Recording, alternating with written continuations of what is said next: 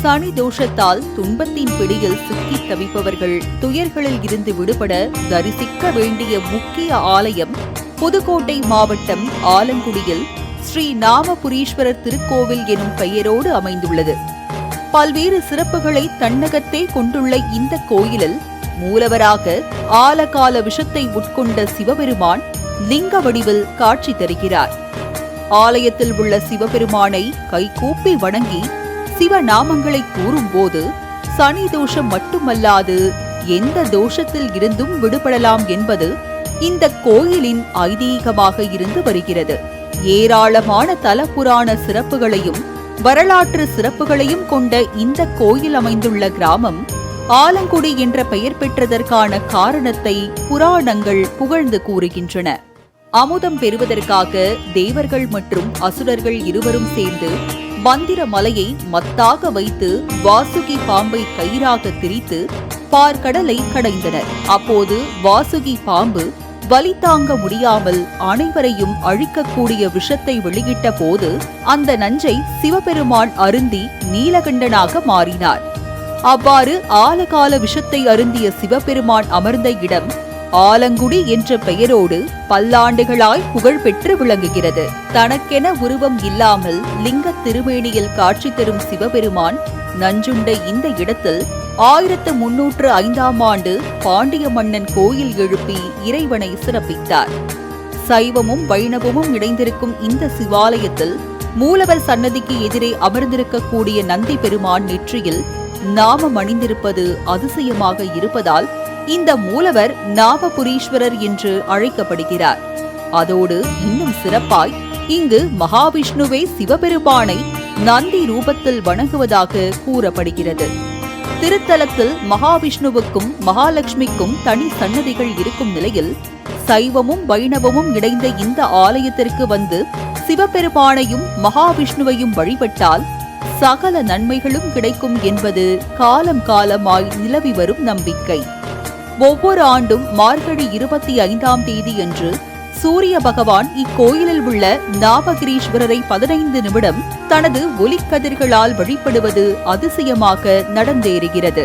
ஆண்டுதோறும் நடைபெறும் ஆடிப்பூரத்தை முன்னிட்டு ஆலயத்தில் உள்ள தர்மசம் வர்தினி அம்மனுக்கு 11,000க்கும் மேற்பட்ட வளையல்களால் சிறப்பு அலங்காரங்கள் செய்யப்பட்டு அருள் பாலிப்பதை காண கண்கோடி வேண்டும் என பக்தர்கள் பரவசத்துடன் கூறுகின்றனர். இரண்டாவது குருஸ்தலம் எனவும் பக்தர்களால் வணங்கப்பட்டு வரும் இக்கோயிலில் குரு தட்சிணாமூர்த்தி தனிக்கோயில் கொண்டுள்ளார். ரிஷபத்தோடும் 4 ரிஷிகளுக்கும் பதிலாக 2 ரிஷிகளாக முருகனோடு அருள் பாலிக்கிறார். இது சிறந்த குருஸ்தலமாக விளங்குவதால் குரு பகவானுக்கு உரிய தானியமான கடலை ஆலங்குடி தாலுகாவில் பயிரிடப்பட்டு இந்திய அளவில் கடலைக்கு புகழ்பெற்ற வட்டாரமாக திகழ்வது ஆலய சக்தியினை பறைசாற்றுகிறது. மற்ற கோவில்களில் இல்லாத சிறப்பாக இங்கு ஆதிகால பைரவர் மற்றும் காசிகால பைரவர் என 2 பைரவர்கள் அருள் பாலித்து வருகின்றனர். மார்கழி மாத தேய்பிறை அஷ்டமியை முன்னிட்டு பைரவருக்கு சிறப்பு பூஜைகள் செய்யப்பட்ட பின் உற்சவ பைரவர் ஆலய உலாவலம் வந்து பக்தர்களுக்கு காட்சியளிக்கிறார்.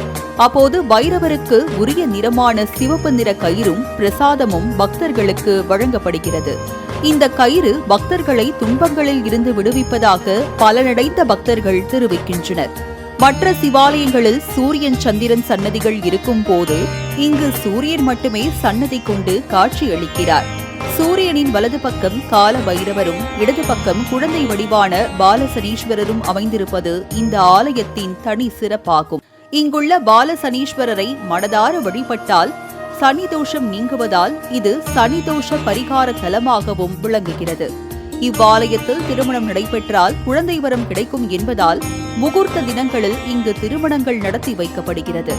சிவன் கோயில்களில் சனி பிரதோஷம் சிறப்பு வாய்ந்ததாக கொண்டாடப்படுவது வழக்கமாக இருக்கும் நிலையில் இங்கு புதன் பிரதோஷம் சிறப்பாக நடத்தப்படுகிறது. புதனுக்கும் சனீஸ்வரருக்கும் அதிதேவதையான மகாவிஷ்ணு கருவறை சுவரின் பின்புறம் லிங்கோத்பவர் இருக்கும் இடத்தில் இருப்பதால் சனி பிரதோஷத்தை விட புதன் பிரதோஷம் முக்கியத்துவமாக நடத்தப்படுகிறது.